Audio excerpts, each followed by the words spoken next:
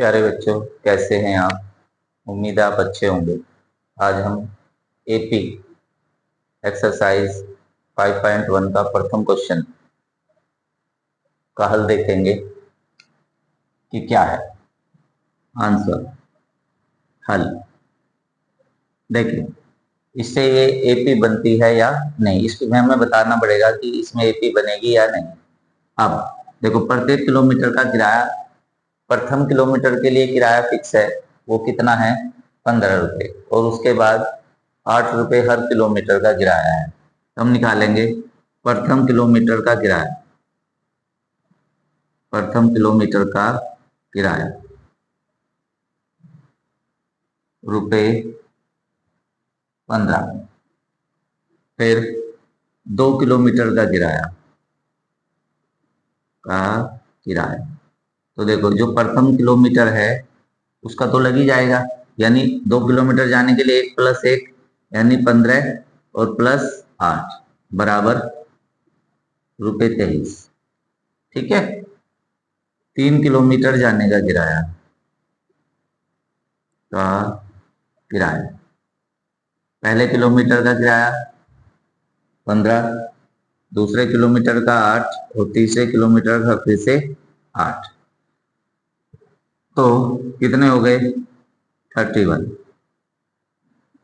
इसी तरह से हम 4 किलोमीटर का किराया भी निकाल सकते हैं, लेकिन अब यहीं से देखेंगे, क्योंकि 15, 23, 31 के बीच देखो, यहाँ कितने का गैप है? 8। और यहाँ भी कितने का? 8। ठीक है।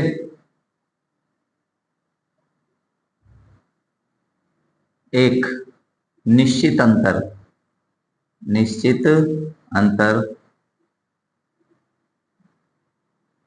₹8 है। ₹8 है। इसीलिए टैक्सी का किराया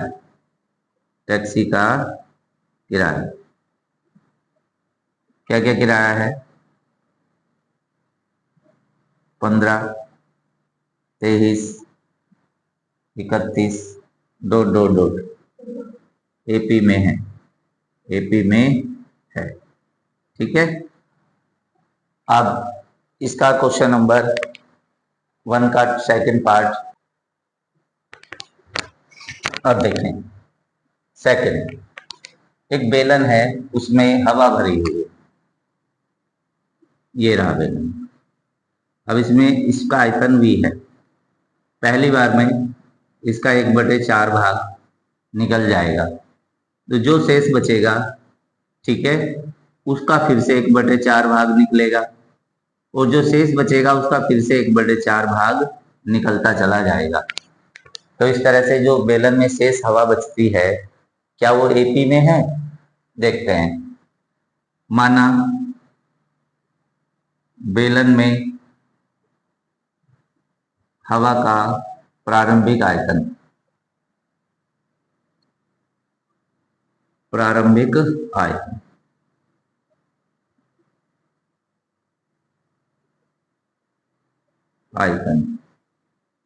क्या मान ले? V, यानी वॉल्यूम, कुछ भी हो सकता है। अब प्रथम बार पंप करने पर बेलन में शेष हवा का आयतन,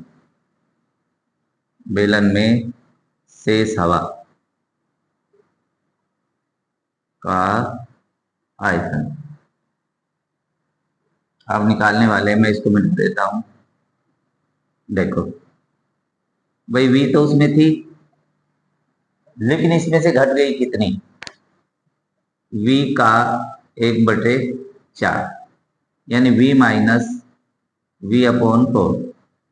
4 × 1 = 4, यानी 4V माइनस 1V और अपॉन में 4, कितने आई? 3V/4। प्रारंभ में V और फिर 3V/4। दूसरी बार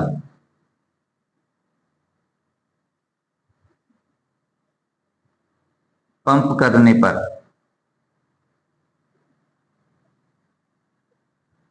बेलन में शेष हवा का आयतन।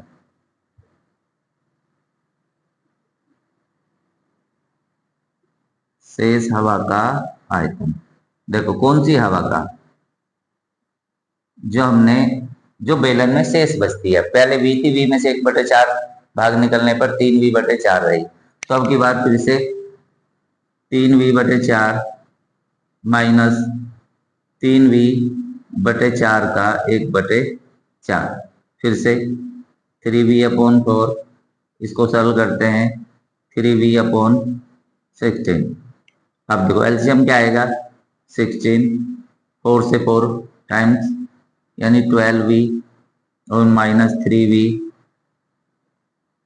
कितने बच जाते हैं 9v/16। अब देखो ये किसका है, ये है 3 और ये 4 का स्क्वायर है और ये v। अब देखो ये v, ये 3v/4 और ये 3/4 स्क्वायर, तो ये बचा हमारा। अब देखो अगर देखें, चूंकि v, 3/4 v, 3/4 का स्क्वायर और v, ठीक है, एक निश्चित क्रम में नहीं है, निश्चित क्रम में नहीं।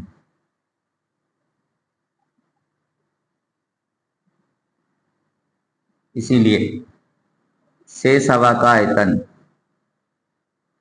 शेष हवा का आयतन जो बेलन में है वो एपी नहीं में है, एपी नहीं बनाता है। शेष हवा का आयतन एपी नहीं बनाता है, तो ये एपी में नहीं है। जो हवा का आयतन है, देखो पहले v था, v में से 1/4 शेष, जो शेष बचता है, शेष बचेगा v, 3v/4, इसका फिर से 1/4 घट जाएगा, तो 3/4 का स्क्वायर और बटे v बचेगा, जो ये एपी में नहीं है। इसीलिए बेलन में हवा का आयतन एपी में नहीं है। अब इसका थर्ड पार्ट करते हैं, ये हमारा थर्ड, यानी हमें एक कुआं खोदना है। तो जब हम 1 मीटर कुआं खोदेंगे तो कितनी लागत आएगी, 150, लेकिन फिर 50 रुपये बढ़ती जाती है, ठीक है, 50 बढ़ जाएगी इस तरह से। तो हमें इसकी लागत निकालनी है कि प्रत्येक मीटर में कितनी लागत आएगी। तो 1 मीटर खुदाई का खर्च, खुदाई का खर्च बराबर ₹150। लेकिन अगर हमें 2 मीटर खोदना हो तो 2 मीटर खुदाई का खर्च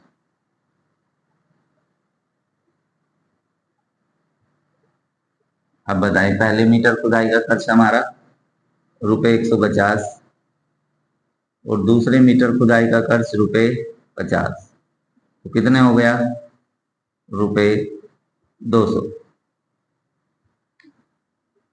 3 मीटर खुदाई का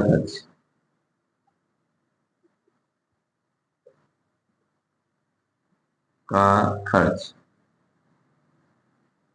देखो 3 मीटर खोदेंगे तो 150 प्लस 50 प्लस 50, यानी 150 पहले मीटर, दूसरे मीटर में 50 रुपये और फिर आगे 50 रुपये, तो इस तरह से हो गया कितना, ₹250। अब देखो ये जो हमारा 150 है, फिर 200 है और ये 250 है। अगर 4 मीटर खोदेंगे तो कितना, 300 रुपये, ठीक है। तो चूंकि ₹150, ₹200, ₹250, 3 मीटर तक हमने खोदा, तो देखो 50-50 बढ़ रहे हैं, ठीक है, में एक निश्चित अंतर 50 है।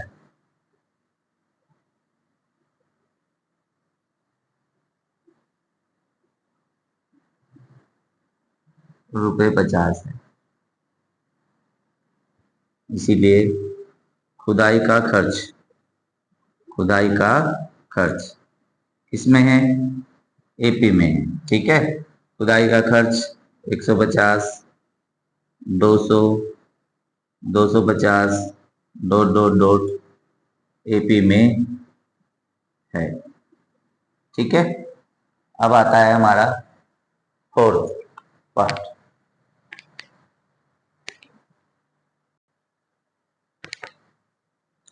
ये रहा हमारा फोर्थ पार्ट।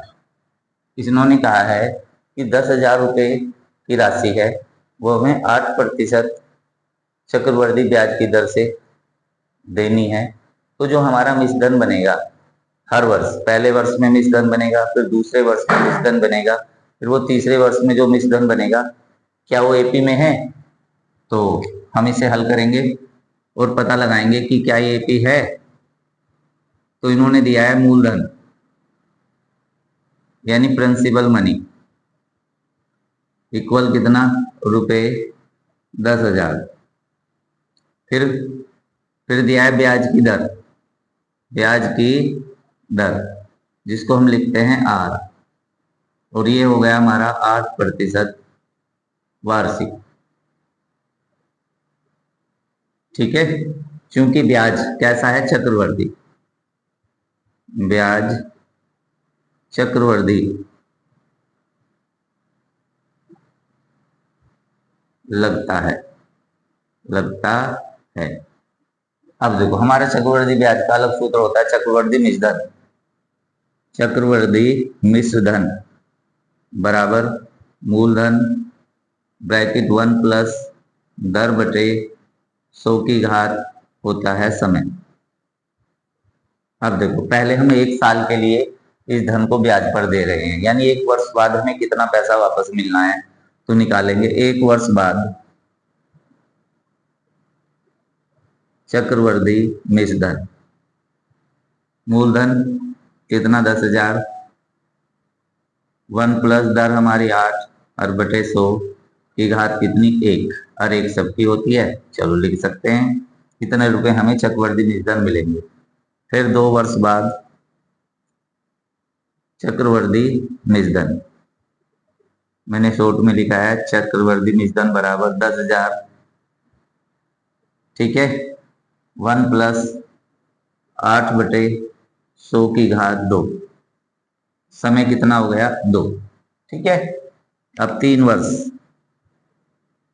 3 वर्ष बाद चक्रवर्ती मिश्रधन बराबर 10,000, 1 प्लस 8 बटे 100 की घात 3। अब देखो, यहाँ पावर बढ़ी 1, यहाँ 2 गुनी और यहाँ 3। अब देखो, ये देखेंगे तो ये 2 है, ये 3 है, पावर में 3 है, और 3 बार करेंगे तो 3 बार गुना होगी, 2 बार करेंगे तो 2 बार गुना होगी, और ये 1 बार। अब चूंकि 10,000 गुना 1 प्लस 8 बटे 100 कोमा 10,000 गुना 1 प्लस 8 बटे 100 की घात 2 comma 10,000 1 plus 8/100 to the power 3। ठीक है, में निश्चित अंतर नहीं है, निश्चित अंतर नहीं है। ठीक है, नहीं है, नहीं है अंतर, इसीलिए चक्रवर्ती मिश्रधन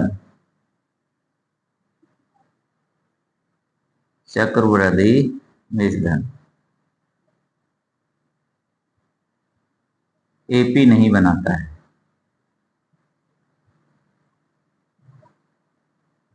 बनाता है। तो ये है हमारा पहला क्वेश्चन। ठीक है, अब इसको करके देखेंगे तो आप इसे समझ पाएंगे कि एपी के लिए एक निश्चित अंतर से या एक निश्चित वृद्धि होनी चाहिए या एक निश्चित कमी होनी चाहिए प्रत्येक पद में। अगर वो निश्चित नहीं है, इसी पद में भी डिफरेंट है, तो ये एपी नहीं होती। ठीक है, ठीक है बच्चों, मिलते हैं नेक्स्ट वीडियो में। तब तक अपना ख्याल रखिए और खूब मेहनत कीजिए।